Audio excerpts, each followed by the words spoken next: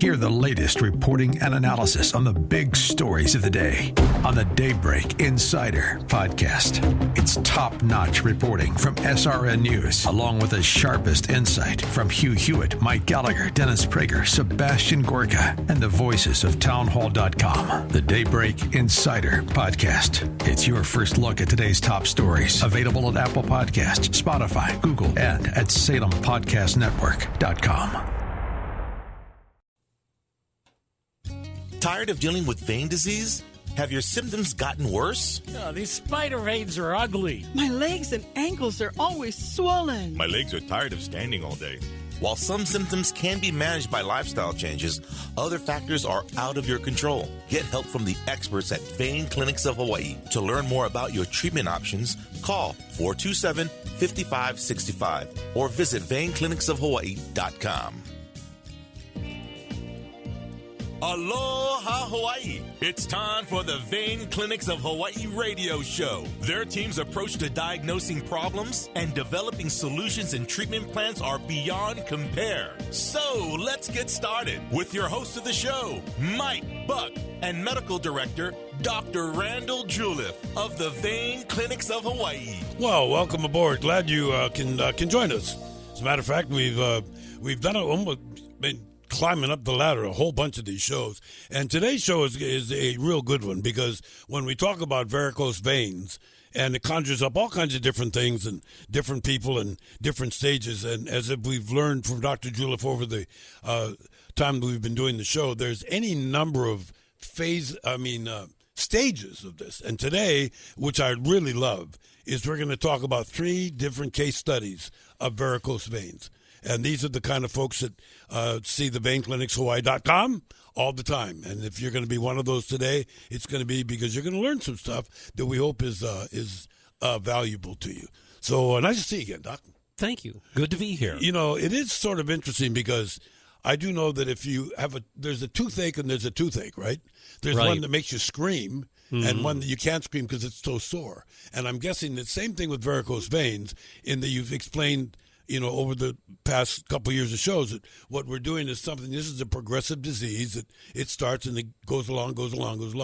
But there's all kinds of different stages of it, and that's why we get to maybe delineate what some of those are today. Right. When people say, gee, I have varicose veins, luckily varicose veins are one of the signs of, what we call venous insufficiency, which, we always talk about the fact that varicose veins are just the tip of the iceberg. Yeah. That's just another sign and a symptom of a problem with the function of the veins that are deeper in the leg, and that's the root problem. That's the crux of the problem that's going on. But people come in with varicose veins, and a whole lot depends on whatever else is going on with that patient. Varicose veins might be just, gee, I've got relatively new varicose veins. I've had them for a few years. I've got some symptoms, and we take care of it. It's a pretty easy fix, and they go away happy, hopefully with a smile on their face. Well, one thing that I've come to learn since we've been doing the show, and I think this is very valuable to me, and I'm sure to a lot of our listeners, is that as you look at this, it goes way past being a cosmetic inconvenience. Spider veins, but when varicose veins, like what you said, is they're indicative of something else is going on inside your body that's a lot worse. Yeah. And if you didn't have varicose veins, you may not even know that that's going on. Right, yeah. Right. We get that question all the time. Yeah. And people will come in and say, well, gee, doc, all I've got are a few varicose veins. I don't know if I'm overreacting. And the answer to that is no, you are not overreacting. Especially if there's symptoms, right? Well, especially if there's symptoms. But, invariably, if someone has varicose veins, they have that underlying vein functional problem, and that needs to be addressed because it is a medical problem. Okay. But so anyway, let's start with our first case study, who is a 45-year-old guy, and he works as a cook, so he's on his feet all day long. All night long, too, probably. But, he spends many hours each day on his feet, which, as we've learned in the past, is one of those risk factors for developing vein disease. And he presented to us with a primary complaint of varicose veins of just the left leg. So he reported that he had been developing those varicose veins over about a 10-year period. Each year they get a little worse. This is not strange for you, though. 10-year period. I mean, that's a newcomer. Yeah, right. In my case, we're looking at 40 years. The process. Well, the process probably starts at a very young age because vein disease typically the primary initiating feature is genetic. So I think it's probably not uncommon for people with a strong family history, especially to start developing things in their 20s, certainly in their 30s, and they don't really even recognize what's going on until it gets a little worse, with as time goes by. Okay, so this guy, the first guy we're talking about today in these three studies, is right up that median. He's right at 45. Yeah. For most of that time, they didn't really bother him very much. He wasn't having symptoms. He thought it was mainly an aesthetic thing, so he, didn't really pursue being evaluated and possibly treated. But over the prior, let's say year to year and a half, he had started developing symptoms. He had achiness, heaviness, easy fatigability of that left leg in particular. So he was taking note. He was identifying the fact that he was having these symptoms in his left leg and not his right. And the achiness, heaviness, fatigue thing are three very, very strong indicators of venous insufficiency. Those are three symptoms that we look for all the time. He started developing some throbby kind of pain, especially in the area of the varicose veins, and it started to interfere with his ability to work all day long in a comfortable kind of fashion. And for men, I think that's the biggest reason why people will come and see you. I mean, women, and bless them and love every one of them, they're a little bit more cosmetically oriented than we are. But when you all of a sudden are at work and standing, and your boss tells you to go do something, and you can't get there very fast, you think, this is starting to hurt me, financially as well as pain. I think that men in general, they probably wait for more symptoms than women do, and they probably present a little later than most women. But eventually they come to the conclusion that they need to have it looked at. But so his primary care physician had seen him at some point and said, "Gee, start wearing compression stockings," which is a good thing. And he found that by the end of his work day, when he was wearing stockings, his leg felt quite a bit better. So that's incentive. I'm the same way. You know that. Yeah, I feel the same way. For sure. Stockings come through again, as we always say. But he had then started to develop a little bit of ankle and foot swelling. When he wasn't wearing his stockings. So, when he was wearing his stockings, his leg felt better at the end of the day, and also when he was wearing his stocking, he didn't have as much swelling in the ankle and foot. And I think that that's probably what, for some reason, swelling seems to be a big symptom or a significant issue for people with respect to symptoms of venous insufficiency. I mean, they can put up with a little bit of discomfort, achiness, and even the fatigue. They kind of tolerate, or they chalk it up to other things. They chalk it up to age or whatever. But when one or the other extremity starts to swell, that makes it a little more concerning in their mind. So I think that was kind of the thing that really brought him into the office. So his past medical history was unremarkable. He was on no medication. His weight was normal. So pretty, like you said before, middle-aged guy, pretty healthy, very active, not really no other significant medical issues. So family history. His mother had a fairly extensive varicose vein history of both legs. Oh yeah, me too. Thanks, Mom. Bless you, but thank you, Mom. Sure. Yeah. She had never had them treated. We usually ask about that. He does remember during her elderly years, she would wrap them occasionally with ACE wraps because that made them feel better. Again, just like compression stockings do. Though you explained to this a while ago, and gang, this is an important point. The problem with the ACE bandage type of thing is that you put them on and they may be nice and snug, but then they start stretching a little bit. Mm-hmm. So what they're doing is they only work for a minute, and then they start working less. Whereas the compression stockings, they stay at the same level all the time. Pretty big difference. Yeah.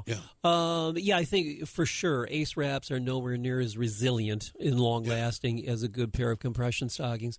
And then the other thing is, you can wrap your legs with ACE wraps or whatever, but you're never exactly sure how much compression you're giving yourself. Sure, yeah. Like we've talked about before, stockings are constructed in a very specific way to give, you the exact amount of compression that you want or need, in any particular patient. So the mother had it, so there's family history. He came in, we talked more, we got an ultrasound, which we usually do, and we found that his right leg was normal. The underlying vein function, superficial and deep venous systems of the right leg were perfectly fine. Left leg, he had reflux in both what we call the great saphenous and also the small saphenous vein. Now, just remind everybody, the reflux is what you're talking about, is the inability of the blood that is down at the bottom of your body, usually, coming back up. Right, yeah. Which is, that's the mechanical problem.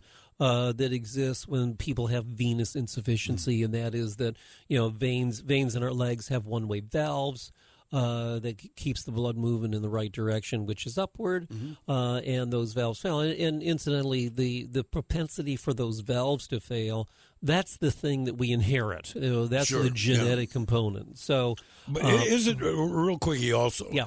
Because you said that it's basically one leg was kind of normal, the other one was not. Right. Is that typical? As far as I can remember, most of the time we talk about it's not the typical varicose veins. Usually if you have varicose veins, both legs.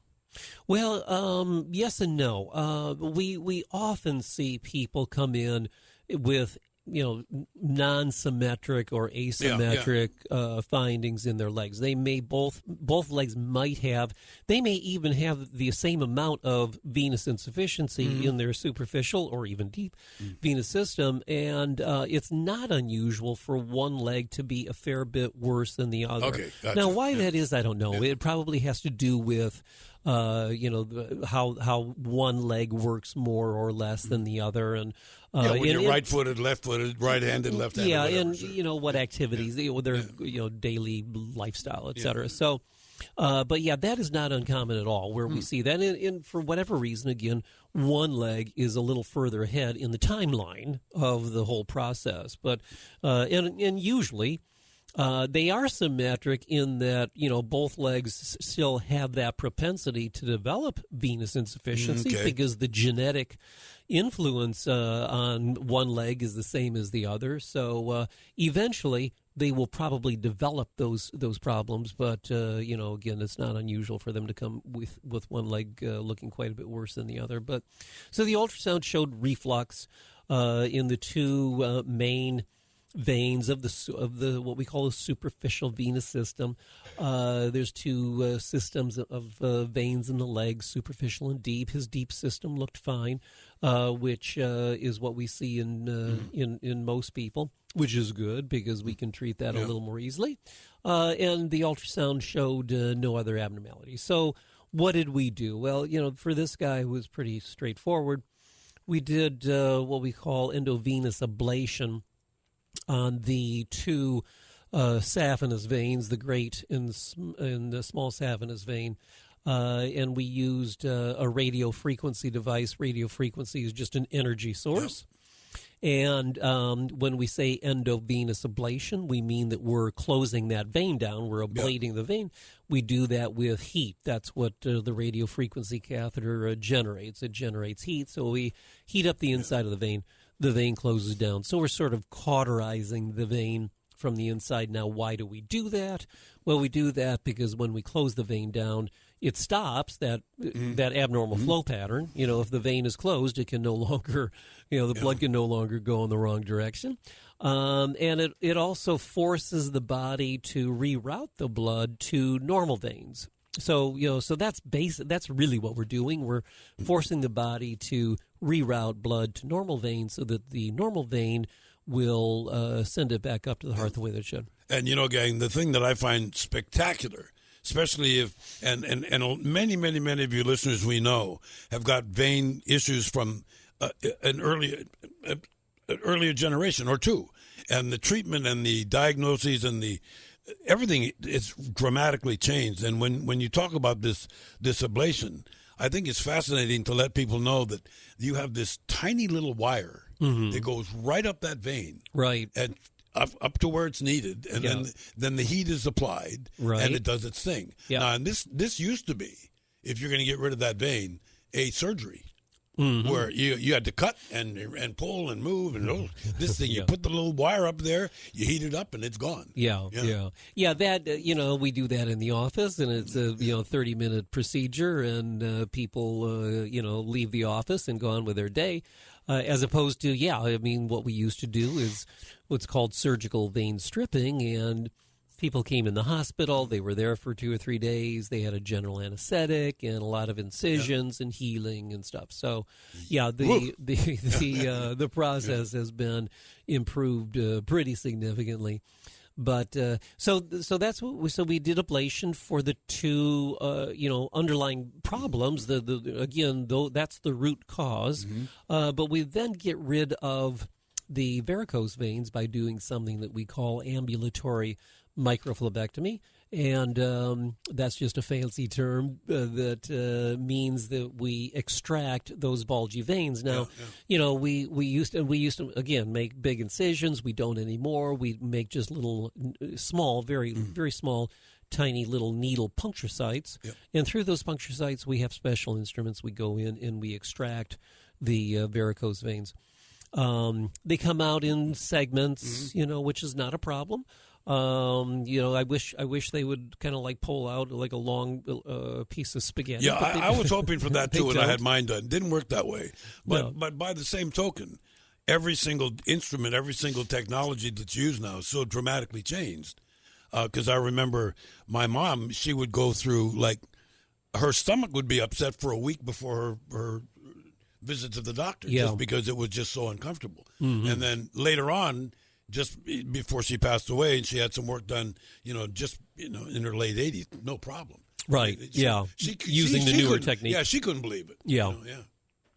It's been it's a world of difference, and it's been good for everybody.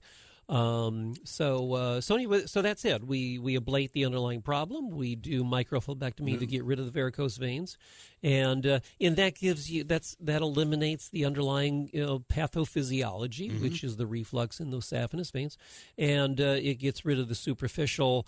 Which the varicose veins they're medically related because they in and of themselves they can create symptoms.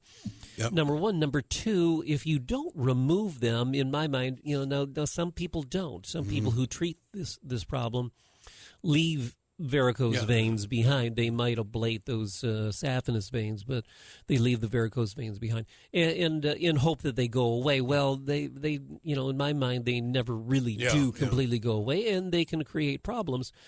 Those varicose veins are a source of phlebitis and this kind of thing. So I think it's important, and it gives the patient also a very good, cosmetic result by doing the microphobectomy and getting rid of them completely. So in summary, this guy, middle-aged guy, like we said, he had two risk factors for venous insufficiency, or for developing venous insufficiency, and standing up at work, standing up at work, and the strong genetic component with his mother.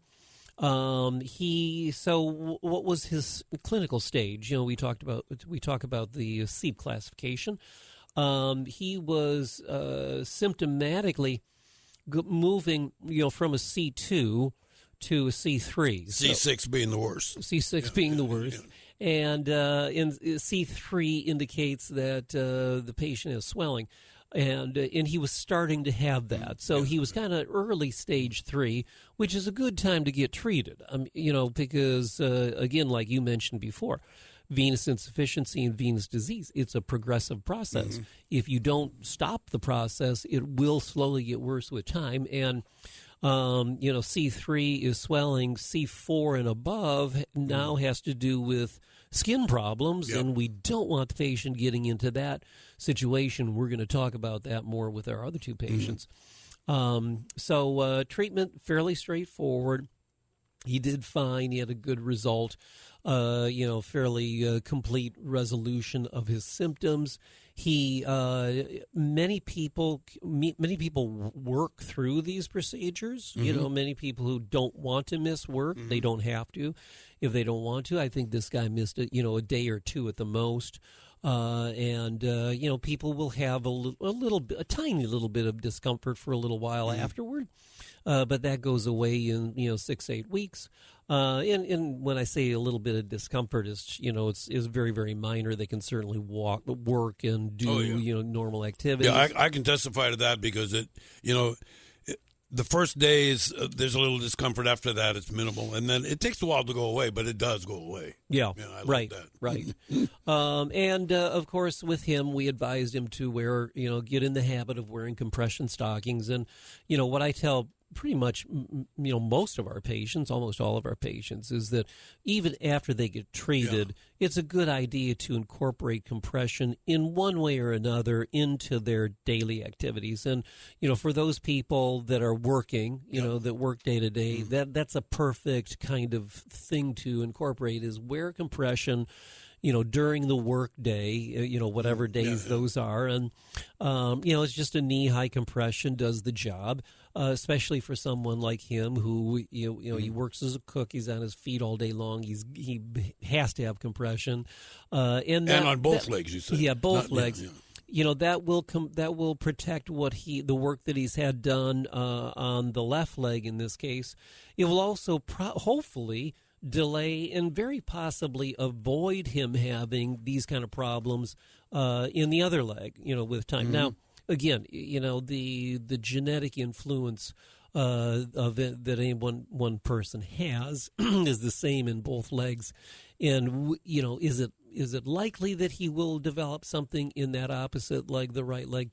Yeah, but it may, if he wears compression consistently, it may be, pushed back. It may be less. It may not require intervention, whatever. But so wearing compression is a good thing. And then surveillance will, monitor him in the future. And if he has any recurrent or new symptoms, we will certainly get him back for an ultrasound. And that's the way we treat that kind of patient. Okay, and before we go to case number 2, everybody, let's remind you that Dr. Juleff has four shops here on in Hawaii, Big Island, Maui, Kauai, and here on Oahu. And if you want to know more, I suggest the website. You can see a lot of the things we're talking about. You can see pictures and diagrams and learn some really great stuff by going to veinclinicsofhawaii.com, veinclinicsofhawaii.com. Okay, case number 2. This is a 55-year-old gentleman who worked in construction all of his adult life. He also presented with a primary complaint of varicose veins. He came to us because he identified varicose veins in both his legs. Both legs, for him, both legs. And they had been developing over about a 25-year period. He had never, up until he came to see us, he had never had, formal evaluation for vein disease or venous insufficiency. Wow. So, bet you changed his life. Yeah, for sure. So for the better part of 10 years, out of those 25 that he, 25 years previously he had identified something, but for 10 years he started developing again the usual symptoms: achiness, heaviness, fatigue. In both legs. It was worse on the left, and in these symptoms alone gradually worsened again with time, not surprising at all. That's the usual scenario.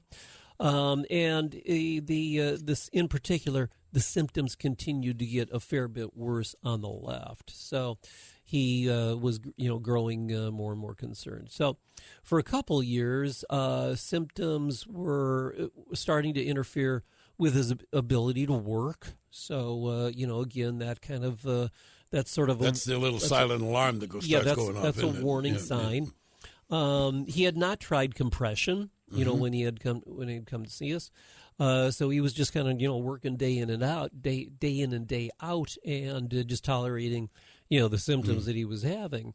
But he started to note swelling of the ankles and feet, and sometimes at the end of the day, he had a hard time putting his shoes back on if he would have taken them off. Yeah. So that's it Boy, sounds me funny. too, pal. I just don't take them off. It sounds funny to people who don't have that problem, exactly. but we hear that all the time, especially on airplanes. I bet. Yes, exactly. People take their shoes off on a long flight. Yeah, now you're 2,500 miles from home in an airport with shoes that don't fit. Exactly. Ouch. Yeah. They're walking through LaGuardia in their stocking feet. But so the swelling, we ask about this because this is kind of an important point. The swelling went down overnight. So, he'd go to bed with a fair amount of swelling, but by the morning it had gone away, which is a good sign because that means that just, the elevation, and he wasn't even elevating his feet. He was laying flat in bed, but just that, recumbent position was enough to allow the swelling to go away. So that's a good sign because it kind of indicates to us that if we eliminate that problem, then hopefully we can get him back to having, minimal to no, swelling. He had also noted brownish discoloration of the skin around the ankles. So here we go with, skin problems. Yep.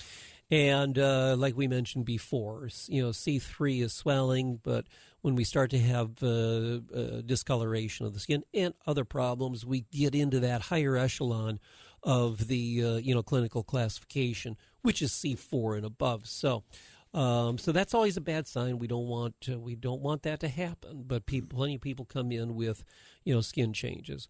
The skin was becoming thickened and rough in texture, and again, this is something that happens as the process goes on. The skin also can become, rashy and itchy at time, and this was happening to, I believe, in this patient, the left side. So he was developing not only that discoloration, but he was also developing that thickening of the skin, kind of rashy kind of appearance and itchiness, which again is these are all very, very standard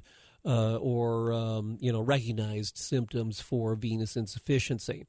And again, the skin changes on him were worse on the left. The thing that we started to get concerned about when we see skin problems is ulceration. And luckily, he had not had an active ulcer.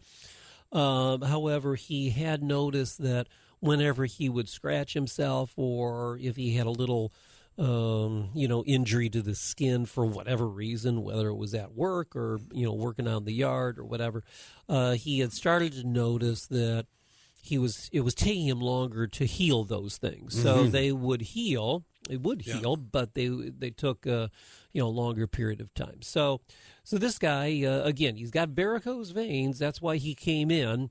But, the picture is sort of broadening here as we talk to him more and, look at his legs and, go through the whole thing. So it seems to me that no matter what got in there, that it was at the exact right time for this particular patient.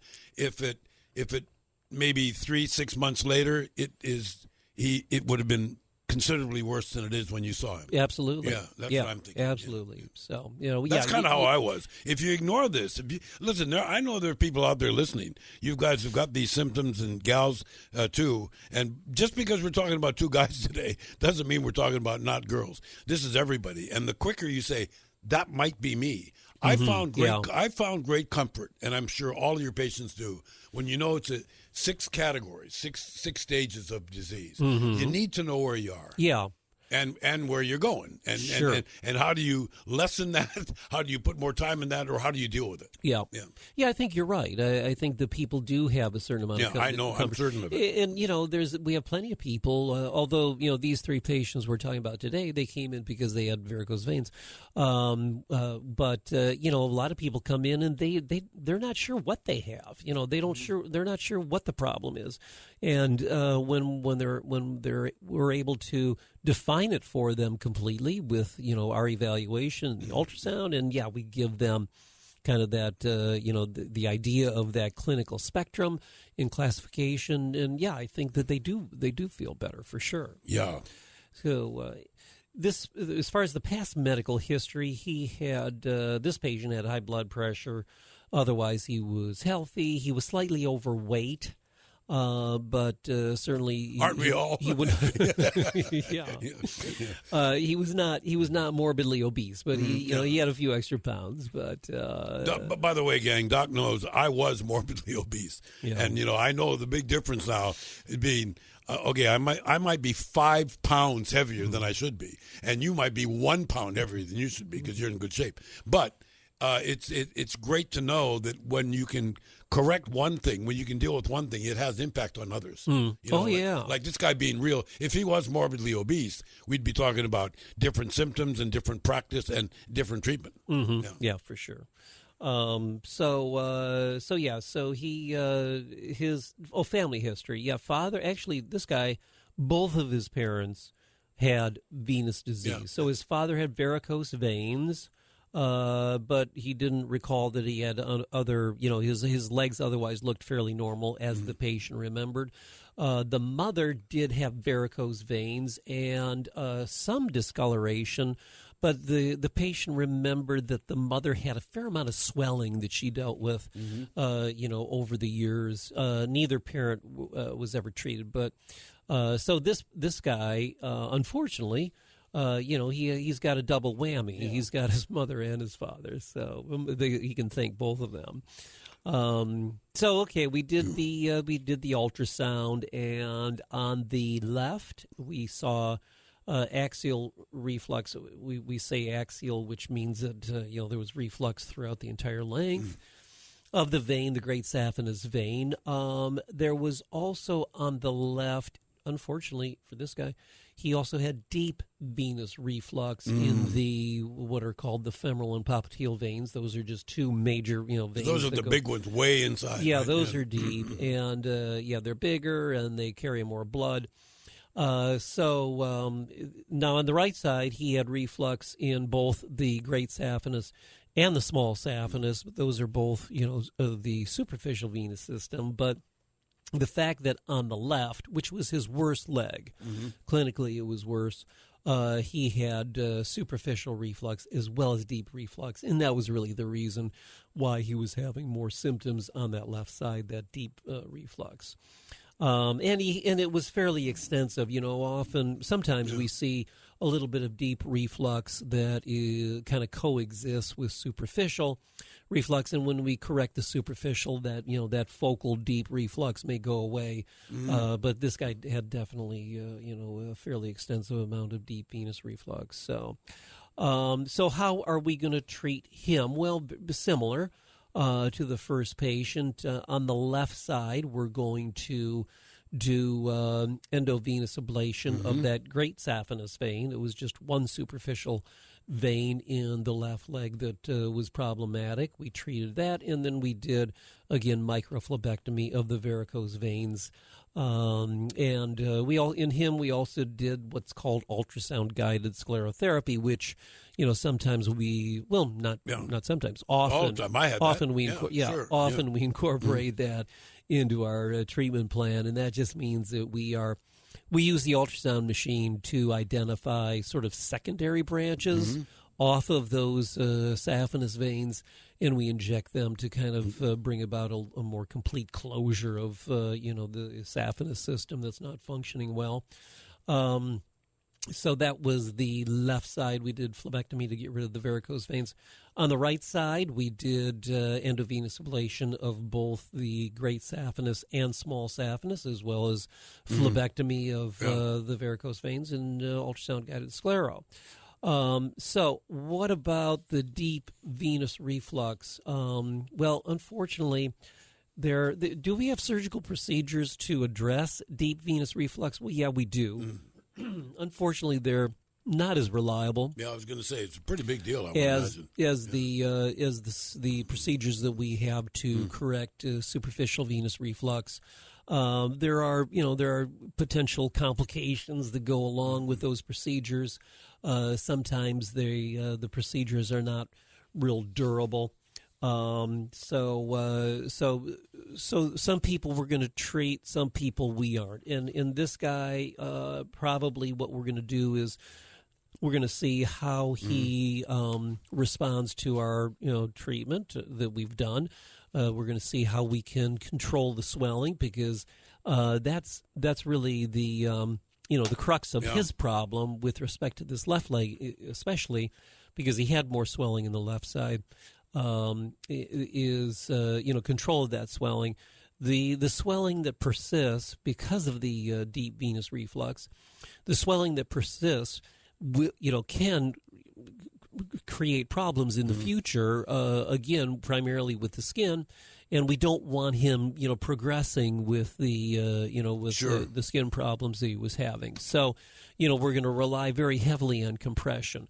We are going to rely on elevation. We encourage people. My two best friends, by the way, folks. Yeah. My compression socks that I have on religiously, even when I'm not with the doc, like yesterday or tomorrow, and then of course, on the weekends, and I find them. I'm wearing them more, but also elevation. It's so simple, particularly at night, when we talk about all the other things like restless leg and all of this kind of elevation is wonderful. Yeah. And I think people often don't understand the importance of elevating their legs, because we say elevate your legs, and they go okay, well, they put them on a footstool. That's not elevated. No, that's a footstool. Right. That isn't very good elevation. But we go through all the process. But elevating is important, and it can create it can have a great benefit in controlling swelling. Now, if we can't control swelling, then there are other things that we can do. Yeah. There's massage, and there's what we call sequential compression devices. They're a little more elaborate. They're more difficult to contend with for the patient. So we kind of start simple and then get more complicated if we need to. Okay, so this guy then, so that pretty much takes care of our guy. This guy. Yeah. So, middle-aged guy again, strong genetic component. He was, our first patient was kind of early C3. This guy's 4B, moving into bad territory with the skin. And, again, we need to monitor him probably a little more closely. So, we're going to treat him, and then probably in 6 months have some contact with him and see how he's doing, making sure that things are improving. And if they aren't, then we're going to have to do, further evaluation and possible changes in his conservative therapies that are going to have to, go on. So, so patient number 3, again, a middle-aged male. We're okay. Just hold your breath there. Just to remind you, everybody, you're listening to Dr. Randall Juleff, the medical director of Vein Clinics of Hawaii, and these cases and others. And we still love you listening. You can send us an email. You can get a question and answer, but you should go to the website and check out, because everything we're talking about you can see in one way or another there, and listen to some of our other shows. And that's veinclinicsofhawaii.com. Veinclinicsofhawaii.com. Yes, and you can also ask questions. Yes, there's a little place to click on, and if you want a question answered during one of these programs, we're more than happy to field those questions. So please feel free to leave your questions. Case number 3, he's 63 years old, so middle-aged male. Also presented with varicose veins. He owned a car dealership, and he had been involved in, sales for many years. He presented to us again with his primary complaint was varicose veins, although he had other problems going on also. He had developed his varicose veins, or he had first noted them about 30 years prior to him coming in. So when he was in his early 30s, he was starting to develop varicose veins. And he was treated, I guess, on just the left leg. He actually underwent treatment for his varicose veins back then. So when he was a young man, he underwent vein stripping. That was just in his left leg at age 30. Early 30s. So now he has varicose veins on the right in the area of the inner thigh and inner calf. He has varicose veins on the left, on the front of the thigh that wrap around the outside of the lower thigh and into the calf. So he's got new varicose veins on the left. He's got new varicose veins on the right. However, they've been kind of getting worse over a number of years. He also has a fairly substantial amount of chronic swelling in both feet and lower legs. The swelling extends up to the knee. When we look at swelling, we see how far up the leg it goes. So, if it's just in the feet and ankles, that is, that's a little, better kind of situation than swelling that goes up to the knees and above. So he had more swelling. He had swelling that actually went, mid calf, almost to the knees. He had what we would refer to as advanced skin changes. So not only did he have the brownish discoloration, but he had the real thickening of the skin, and the texture of the skin becomes rough. It was like leather. Like leather. Yeah. So the skin can become very, very fibrotic, and when we try to work with those patients, you can feel how fibrotic and almost scar-like the skin can be, and it makes it more difficult. Just doing injections through very abnormal skin like that Pretty can tough, be huh? can be difficult. Isn't it amazing? And you've expressed this before. How long some people will tolerate something before they get something done. Yeah. And, they just, it's sunburned. Or, I came up with every reason before you started treating mine. Right. And, and by the way, it's a pipe dream to think that skin's going to return to what it looked like when you were 16. Yeah. Unfortunately, even after we treat people, which is one of the first things people ask us is, how come it's still brown? Is that, Is the discoloration going to go away, especially the ladies that we have? Yeah. Unfortunately, it might lighten a little bit after we, fix the venous reflux. Yeah, and it does. Mine have, but the other thing is, it's a real good reminder, because if you ever see a change in that, when you think you're going around, then whoops, it may not be on my regular schedule, but it's time to go see the doc. Right. So again, he had fairly advanced skin changes on both sides. It was worse on the left. He had suffered non-healing ulcers on a couple of occasions of the left ankle, and that was over the course of the prior 12 months or so before he came to see us. He had been seen in a wound care clinic. The wound care, kind of scenario helps get those wounds healed, and if they're going in on a weekly basis and they're having those wounds cleaned, and especially if they're using some compression, and there's a whole host of new kind of products that can be used to enhance wound healing. A lot of that is silver, isn't it?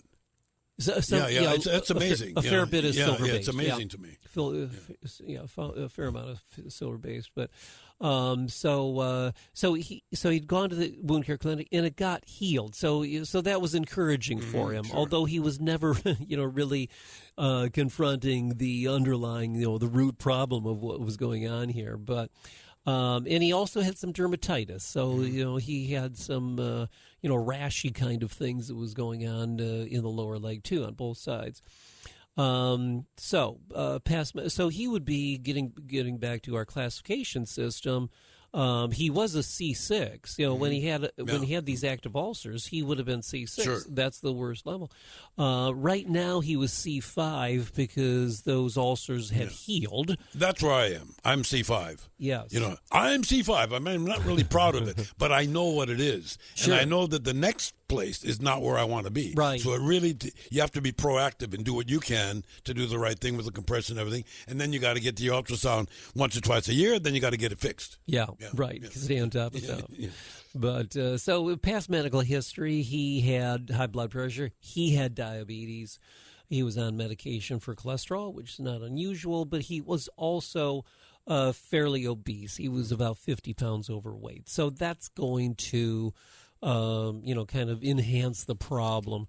People who are obese have this thing called lymphedema. Sure. And, lymphedema also goes very, very much hand in hand with venous insufficiency. And we see it in particular, those people who are overweight and have venous insufficiency, probably most of them have some component of lymphedema if swelling is part of the of the picture. So he had a number of things going against him. We asked him about family history. He did not recall, any family history. Sometimes people don't, some people. Well, sometimes family members that have it keep it covered up so nobody sees it. Yeah, right. I was talking to a lady just over the last couple of days, and I asked her about her parents and whether her mother or father had, vein disease. And she said, well, I don't really even remember seeing my parents' legs that much. So, so it's kind of hard to assess. But sometimes they don't. And, the parents may not have had, vein problems. But, usually if the parents haven't, then maybe it's a grandparent or an aunt or uncle or whatever. But usually it's in there somewhere. So we did an ultrasound, and on the left, he had an absent great saphenous. That was because he had vein stripping. That's when he had a vein strip earlier. Sure. Yep. Yeah. He also had deep venous reflux of the common femoral veins, significant reflux in the small saphenous vein, which had not been treated.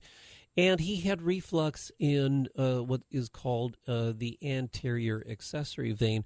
The anterior accessory vein is on the front of the thigh. The great saphenous vein is on the inside of the thigh, and that's a very, very common, vein to have problems, and we treat that vein all the time. He had his great saphenous vein treated by vein stripping years earlier. Years ago. So he, as you may recall, had new varicose veins developing on the front of the thigh of that left leg.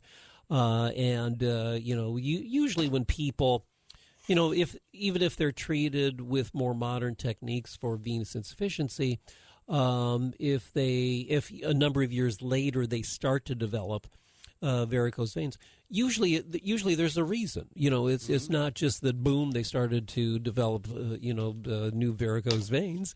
We evaluate them, and often it's because of the fact that they have developed new reflux.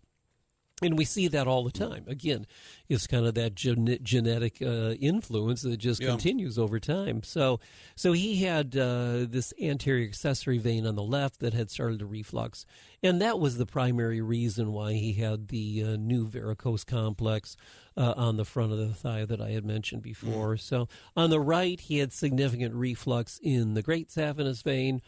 The deep reflux, let me see, and also he also had deep reflux on the right side. So he had bilateral deep venous reflux in addition to superficial venous reflux. So again, that all of that kind of puts him into a higher. I was going to say level. He's at a lot of risk. I mean, he's got a fair amount of problems. So again, I mean, this guy has advanced things going on, even though he presented to us because of his varicose veins.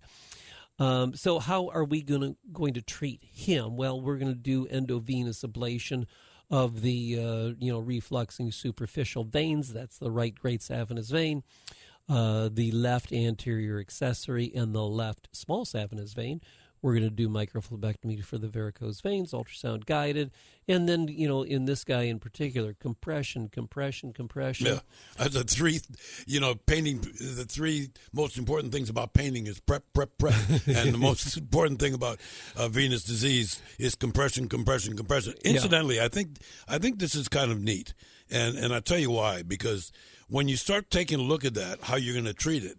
This guy is walking down a very well-beaten path, and I would imagine that what you observed about him and what you've done for him have been really lifestyle altering, that he's been able to do a lot more things since he got treated. Oh, yeah. For sure. I mean, all three of these patients, actually. And by the way, gang, you will be very handy about talking about great saphenous veins and small saphenous veins and all of these other things once you become a patient, because that's what you get explained, and that's what we're trying to do here. Yeah. Sorry for all the lingo, but it's hard to talk about this stuff and not use some of those names, but. So he's going to be even more closely followed, like you alluded to before. We're going to have to follow him over time. But so, in summary, this guy, again, another middle-aged male. All three of these guys were basically middle-aged males. But he had, the difference for him was that he had bilateral deep venous reflux. Again, that deep reflux is something that is a lot more difficult to eradicate, to eliminate completely, and it's a little higher level of complexity when it comes to not only treatment but just managing those patients over time. And he had a fairly strong component of lymphedema, just by virtue of his obesity and the venous insufficiency. So again, in him, our primary goal is to minimize swelling. We need to to keep that skin healthy over a long period of time. You really need to keep the swelling to a minimum. And I got to tell you, it's not an easy job. It really is not an easy job. I'm doing that. It's work. I'm doing a little bit of it. And incidentally, always get asked the question: does it help to put once you've got things under control and you're being treated, does it help to moisturize your legs, use lotions? Oh, yeah. I mean, like Lubriderm or whatever stuff. I mean, I understand there's some basic over-the-counter stuff that's really great for you. Helps you a lot. Whatever it takes and whatever seems to work, for individual people to keep that skin moist, keep it healthy feeling, healthy looking. That's all good stuff. But people can be, as can be a little resistant to, getting into the habit of making an everyday habit of wearing compression stockings. And somebody like this gentleman, that's exactly what he needs. Yeah, he's got to do it. Yeah, he's got to do it. And that's what we spent a fair amount of time trying to convey that to our patients, but it's so important in preventing, ulcerations in the future. And he is at risk. I mean, he's at tremendous risk for developing further ulceration in the future. By the way, Doc, I'm going to assume that most of the time, like when we talked about the first guy, that was the lightest case. He needs an annual reevaluation. I'm expecting, like me, that this guy needs at least twice a year. So every 6 months for an ultrasound, just see how things are doing. With the records that you keep and the case files that you build, it's really easy to help this guy to stay away from going to the next step. Yeah. And typically what we would do with a patient like this, a patient like all three of these, but you're right. The different intervals, depending on how severe their venous insufficiency is, where they are on that clinical scale. But in him, if we don't hear from him in 6 months, we're going to give him a call. We're going to say, hey, how are you doing? How are your legs looking? How is that skin, looking? And, do you feel like you need to come in and see us and get an ultrasound and, to kind of figure out where they are at that point? Yeah, and, one of the things that you've learned with these three different guys is you can explain it one more time, that it was years ago, within the last couple of decades that this 6 categories were even identified. Yeah. That everybody now that you talk with somebody that comes here from Israel and they're living here, but they've had treatment at home, you can find out from their practitioner, and you guys are all on the same page. I think that's really special. Yeah. The way that we talk about people. Talk about patients, and especially to other physicians or in other other people who are involved in the treatment of that patient. Yeah, it's very, very helpful for sure. A quick thought, just make sure everybody knows, as we are in the throes of the pandemic, what social distancing and the habits, the best case, the practices going on in your offices. Yeah, we for sure. We're doing the distancing. At every stage. I mean, whether it's the waiting room or it's the treatment rooms or whatever. Obviously, we have to be closer than 6 feet away from the patient to treat them. But we're separating patients. We're sanitizing multiple times each day and washing hands, and everybody wears a mask. For sure. Yep. So just getting in the habit of that routine, because it's going to last for a while. Yeah, and don't delay treatment for worrying about that, because it's something you don't have to worry about. Hey, we're glad you could join us this time, and if you like what you heard and if you don't like what you heard, come back again. We're bound to make you happy. In the meantime, please go to the website and check it out for yourself. That's VeinClinicsOfHawaii.com. VeinClinicsOfHawaii.com. For Dr. Juleff, I'm Mike Buck. Thanks for being with us. We'll see you next time. Well, that's our program for today, and we certainly hope you enjoyed meeting us. Please come back next week for our next episode. And in the meanwhile, to learn more, please visit our interactive website, VeinClinicsOfHawaii.com. That's VeinClinicsOfHawaii.com.